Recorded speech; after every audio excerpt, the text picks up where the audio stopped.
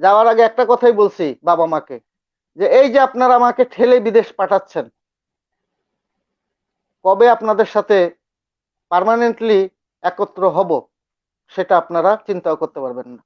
আমি বাবা মাকে বারবার বারবার এই যে বুঝাচ্ছি যে আমার দরকার নাই বিদেশ যাওয়ার, কারণ আমি জানি বাংলাদেশে আমি কি করতে পারবো। বিশ্বাস করবেন না, আমার পাসপোর্টটা, আপনি হয়তো এখন বাংলাদেশে চলতেছে passport making is not matter, just give you money, you will get the passport. But সেই সময়ে পাসপোর্ট করার জন্য আপনি স্বয়ং নিজে সিগনেচার করতে হবে, ফর্মে সিগনেচার করতে হবে, আপনি থাকতে হবে, তারপর আপনি পাসপোর্ট পাবেন। আমি সেই জায়গাটাতেই আমার বাবা মাকে ঠেকাতে চেষ্টা করেছিলাম, যদিও আমার যুক্তি, আমার দৃষ্টিকোণ থেকে এটা ঠিক ছিল, অনেকে হয়তো বলবে না ঠিক ছিল না। আমি চেষ্টা করছি যে পাসপোর্টে আমি সিগনেচার না করলে আমাকে বিদেশ পাঠাইতে পারবে না, আমি ফর্মে সিগনেচার করব না। স্যার বিশ্বাস করবেন না, 1 মাস আমার বাবা প্রতিদিন, সাহেব সিগনেচার করো সিগনেচার করো, বাবা আমার সাথে কথাও বলে নাই। এই যে ব্যতিক্রম, তাহলে আমি আমার কাহিনী বললে ফাইনালি গেলেন? জি গেলাম, কিন্তু ফাইনালি গেলাম। কি কাজ নিয়ে স্যার গেলেন এখানে? যাওয়ার আগে বলছি, যাওয়ার আগে একটা কথাই বলছি বাবা মাকে, যে এই যে আপনারা আমাকে ঠেলে বিদেশ পাঠাচ্ছেন, কবে আপনাদের সাথে পার্মানেন্টলি একত্র হব সেটা আপনারা চিন্তাও করতে পারবেন না। এ কথাটা আমি বলছিলাম স্যার, মানে আমার রাগে, কারণ আমার প্রবাসে যাওয়ার দরকার নাই। কথাটা সত্যি হয়ে গেছে জীবনে। জি, তা আমাকে ইরাকে নিয়ে আসছে, তারা বলছে 5 স্টার হোটেলে আমি একজন সুপারভাইজার হিসেবে দায়িত্ব পালন করব। কিন্তু যখন আমি পাসপোর্টের ভিসা সহ কাগজপত্র হাতে পাই, তখন আমি আমার বড় ভাইয়াকে বলি যে দেখেন, এই যে ভিসাটা, এটা ট্যুরিস্ট ভিসা, আপনি ওনাকে কিভাবে বিশ্বাস করলেন? তখন ভাইয়া বলে যে দেখো, ট্যুরিস্টেই যেতে হবে, যাওয়ার পরে সেখানে পার্মানেন্ট কাগজপত্র হবে। তাই আমি বললাম হয়তো হইতেও পারে, প্রবাসের নিয়ম কানুন।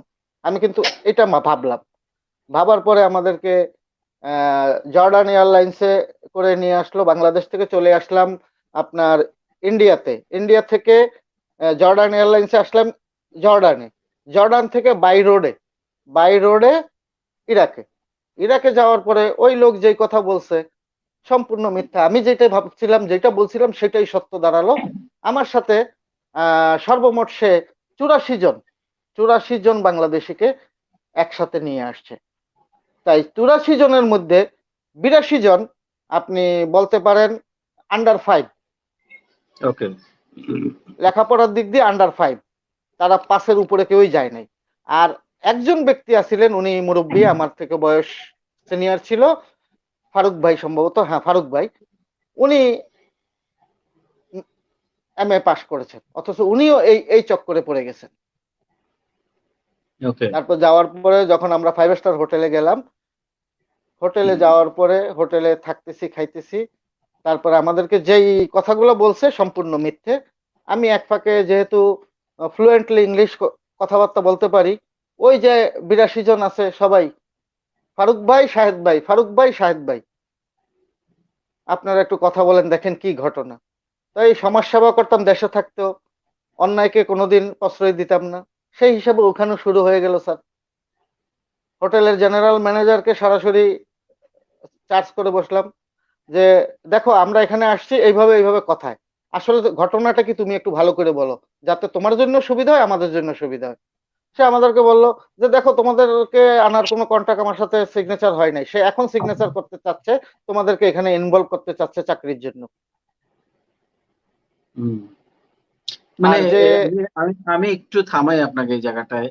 মানে আমার কষ্টটা লাগে, আমি যতজন প্রবাসীর সাথে কথা বলেছি বা আমার এলাকার যতজনকে জানি আমি, সবার একই গল্প। একটা বলে নিয়ে যায়, ওখানে গিয়ে দেখে আরেকটা।